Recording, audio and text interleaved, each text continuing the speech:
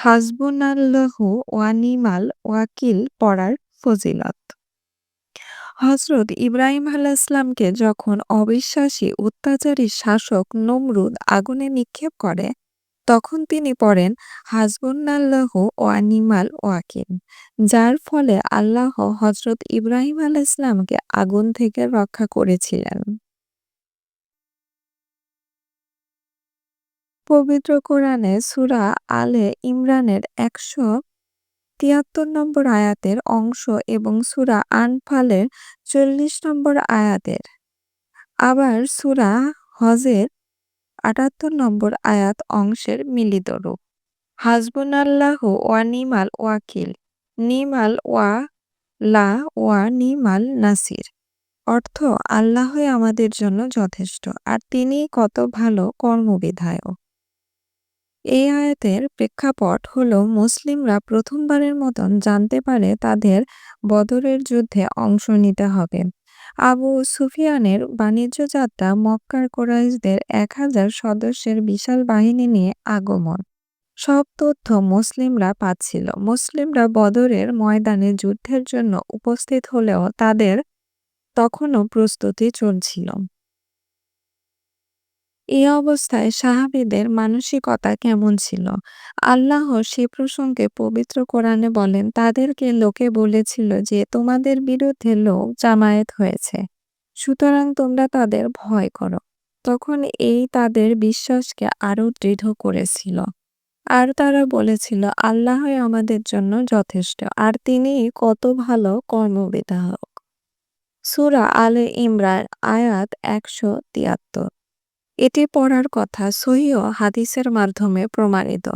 রাসূল সাল্লাল্লাহু মুশরিকদের হামলা হবে, এমন খবর শুনে হামরাউল আসাদ নামক জায়গায় দোয়াটি পাঠ করেন। বুখারী হাদিস ৪৫৬৩।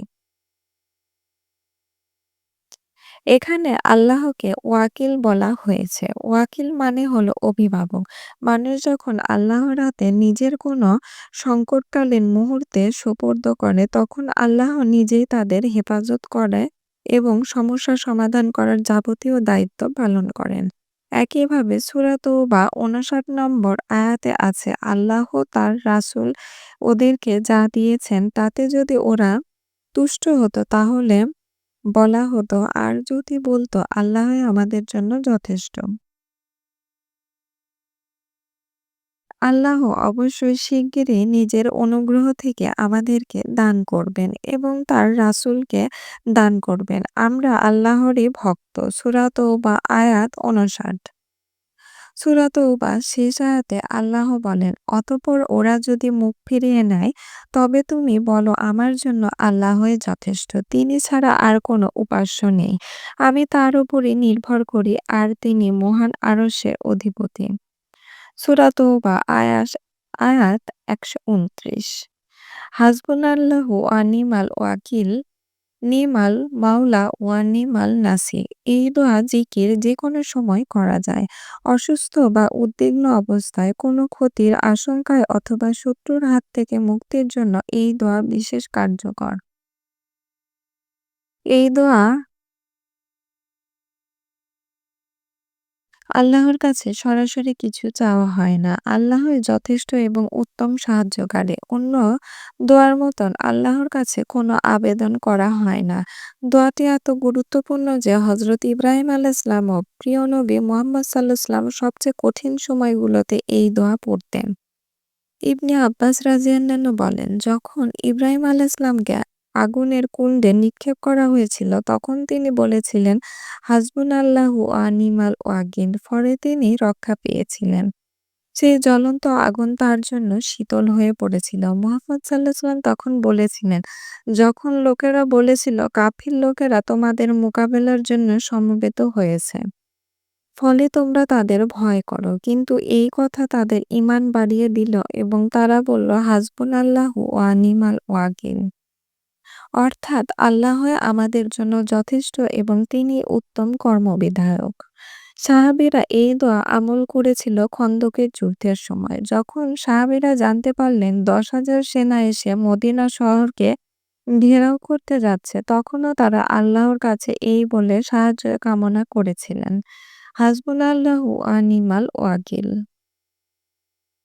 তিরমিজি শরীফের একটি হাদিস আছে। হাদিসটি যে পরিচ্ছেদে আছে তার নাম হলো বিপদে আপনি যা করবেন। অর্থাৎ বিপদে পড়া অথবা বিপদের আশঙ্কা থাকা তখন করণীয় কি?